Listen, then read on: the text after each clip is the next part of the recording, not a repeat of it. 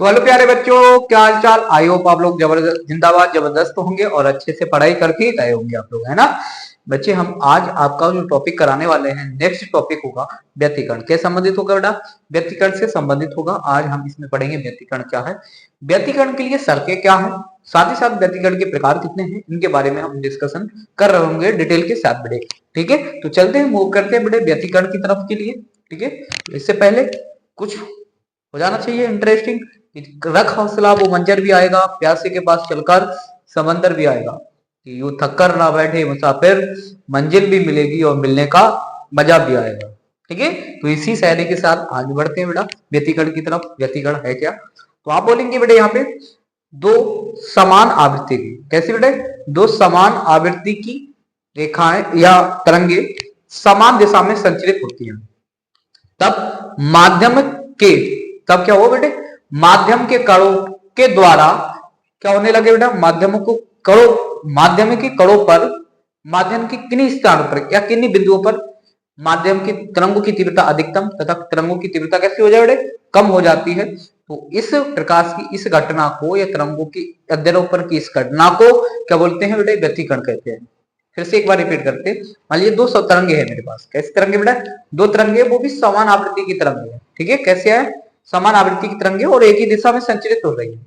तो क्या करती है? संचरित होती है तो माध्यम के किन्हीं बिंदुओं पर उन तरंगों की जो तीव्रता होती है वो कहीं पर अधिकतम कहीं पर न्यूनतम हो जाती है। ठीक है, तरंगों के अध्यारोपण से, किससे?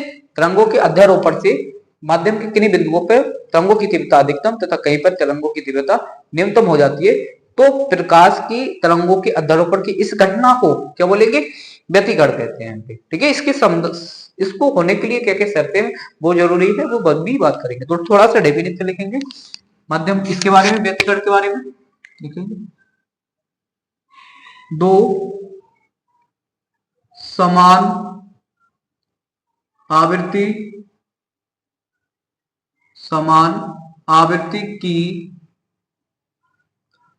तरंगे, समान आवृत्ति की तरंगे, दो समान आवृत्ति की तरंगे एक ही दिशा में, एक ही दिशा में, दिशा में संचरित होती है, संचरित होती है। तो क्या होता है बेटा? संचरित अगर होती है, एक ही दिशा में संचरित होती है, तो माध्यम के किन्हीं बिंदुओं पर, किसके? माध्यम के किन्हीं बिंदुओं पर, किन्हीं बिंदुओं पर, बिंदुओं पर तरंगों की तीव्रता, किसकी तीव्रता बेटा? तरंगों की, तरंगों की तीव्रता, तीव्रता कैसी होती है बेटा? तीव्रता अधिकतम, अधिकतम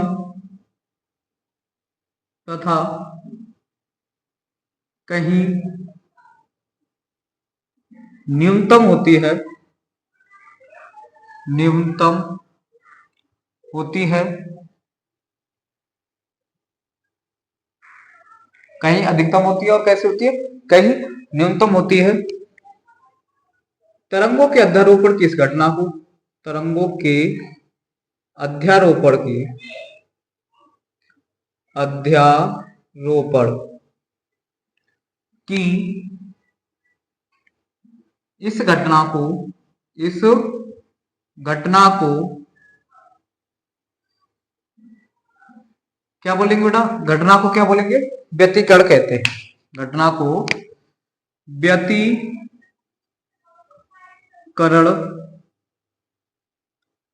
व्यतिकरण कहते हैं। क्या बोलेंगे बेटे? व्यतिकरण कहते हैं। समझ में आ गई बात बेटे कि व्यतिकरण होता क्या है?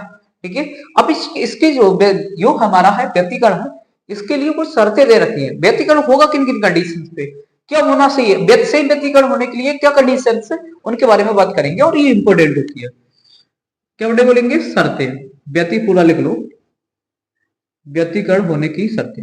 व्यतिकरण होने की शर्तें, होने की शर्तें, व्यतिकरण होने की शर्तें, ठीक है। क्या होने की, व्यतिकरण होने की शर्तें क्या है, उनके बारे में अच्छे से पढ़ेंगे बेटे, ठीक है। तो देखेंगे बेटे आप बोर्ड पे पहली शर्त है कि तरंगों की जो आवृत्ति है बेटा वो कैसी होनी चाहिए, समान होनी चाहिए। सबसे पहली बात, तरंगों की आवृत्ति कैसी होनी चाहिए, समान होनी चाहिए। पहली कंडीशन है तरंगों की आवृत्ति, तरंगों की आवृत्ति समान होनी चाहिए, समान होनी चाहिए, समान होनी चाहिए। पहली कंडीशन बेटा, अगर आवृत्ति समान है तो बेटे क्या होगा, समान आवृत्ति होने पर अच्छे से व्यतिकरण करेंगे क्या, तरंगे। तीसरी कंडीशन है बेटे तरंगों की, या तरंगों का लिख लो यहां पे, तरंगों का आयाम बराबर होना चाहिए, आयाम लगभग बराबर होना चाहिए, लगभग बराबर होना चाहिए, बराबर होना चाहिए, ठीक है। लगभग अगर आयाम बराबर है बेटा तो व्यतिकरण संभव है। तीसरी कंडीशन की मैं बात करता हूं बेटा, तीसरी कंडीशन क्या है वो चीज समझेंगे यहाँ पे। तीसरी कंडीशन है बेटा तरंगों की तरंग दैर्ध्य कैसी होनी चाहिए, तरंग दैर्ध्य बताओ बेटे, तरंग दैर्ध्य बराबर होनी चाहिए, ठीक है। तो तरंगों की तरंग दैर्ध्य बराबर होनी चाहिए, बराबर होनी चाहिए,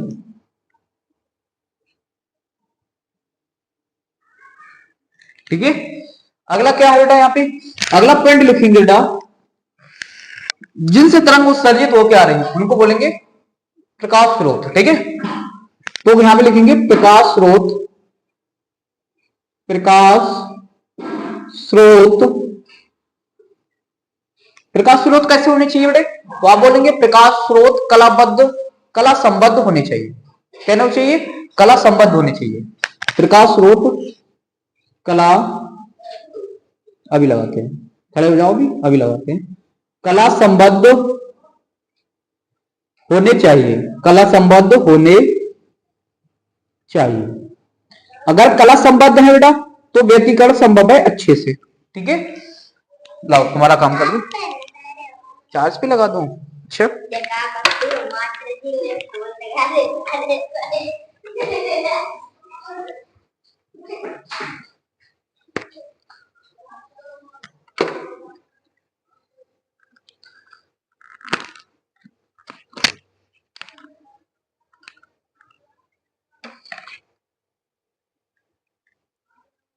ठीक है, तो बेटे ये पॉइंट हो गए। अगला है लास्ट एक 5 पॉइंट लिखो, पांचवा, पांचवा पॉइंट क्या कह रहा है, प्रकाश स्रोत कैसे होनी चाहिए बेटा, संकीर्ण होने चाहिए। प्रकाश स्रोत,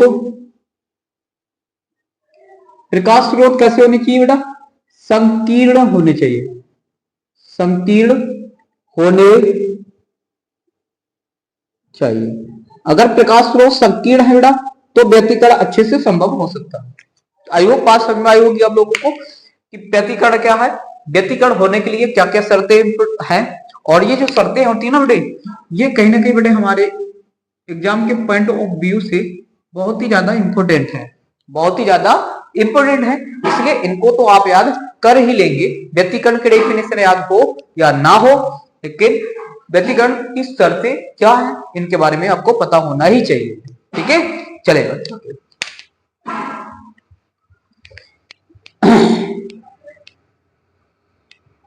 अब पढ़ेंगे बेटा व्यतिकरण के प्रकार, व्यतिकरण के प्रकार।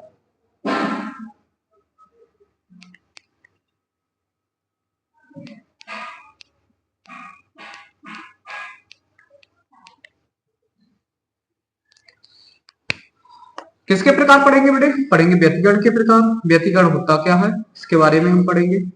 ठीक है, देखेंगे बेटे बोर्ड पे ध्यान से अच्छे से समझेंगे आप। ठीक है, एकदम बढ़िया से समझाते हुए चलेंगे आपको।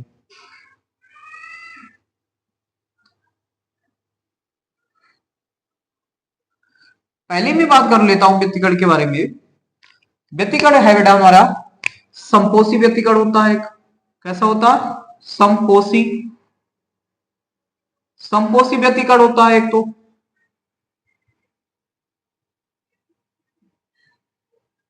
और एक होता है बेटा कैसा होता है? आप बोलेंगे विनाशी व्यतिकरण होता है। कैसा होता है बेटे?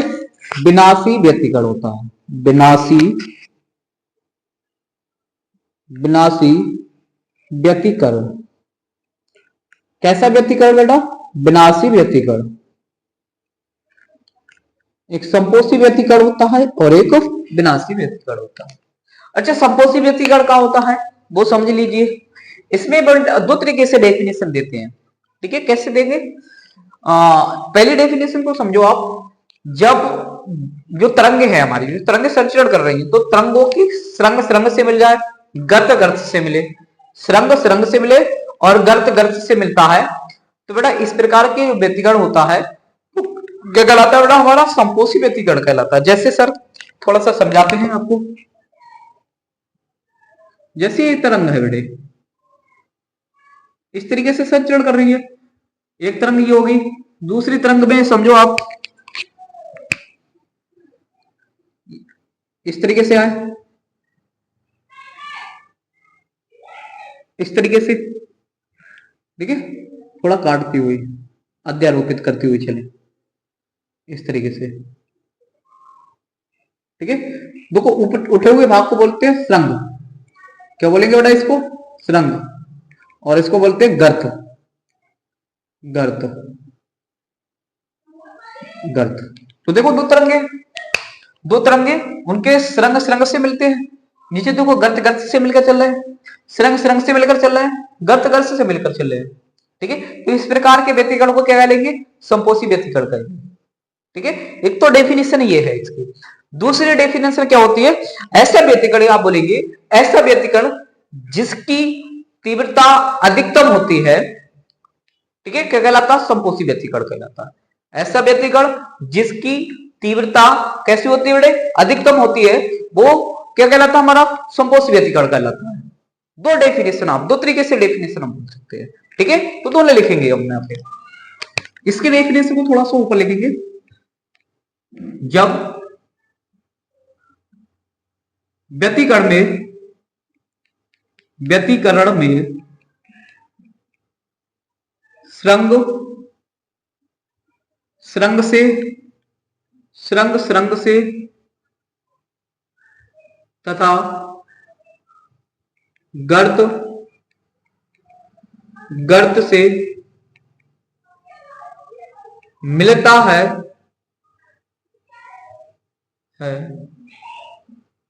तो ऐसे व्यतिकरण को, ऐसे व्यतिकरण को, ऐसे व्यतिकरण को क्या बोलेंगे बेटा? संपोषी व्यतिकरण। तो ऐसे व्यतिकरण को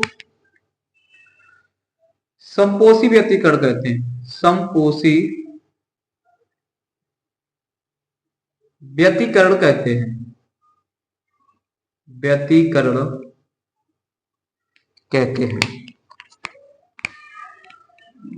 कहते हैं, संपोषी व्यतिकरण कहते हैं। ठीक है, आगे आते हैं बेटे। इसके बाद विनाशी व्यतिकरण में, जहां पे बेटे अब विनाशी व्यतिकरण में क्या होगा? विनाशी व्यतिकरण में थोड़ा सा समझो। विनाशी व्यतिकरण में होता है बेटा, यहाँ पे गर्त सुरंग से मिल जाती है, सुरंग गर्त से मिलता है, गर्त सुरंग से मिलती है तथा सुरंग गर्त गर्त से मिलता है। तो ऐसा व्यतिकरण क्या कहलाता है? हमारा विनाशी व्यतिकरण कहलाता है। तो लिखेंगे इसमें ऐसा व्यतिकरण, ऐसा व्यतिकरण जिसमें, जिसमें सुरंग गर्त से तथा गर्त किससे मिल जाएगा बेटा? सुरंग से। गर्त सुरंग से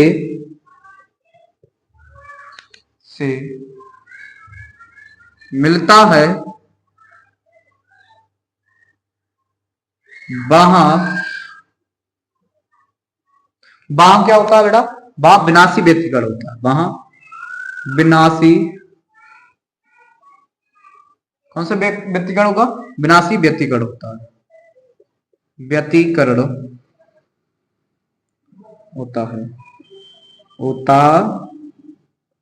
है। ठीक है बच्चे, फिर आज के लिए इतना रखेंगे।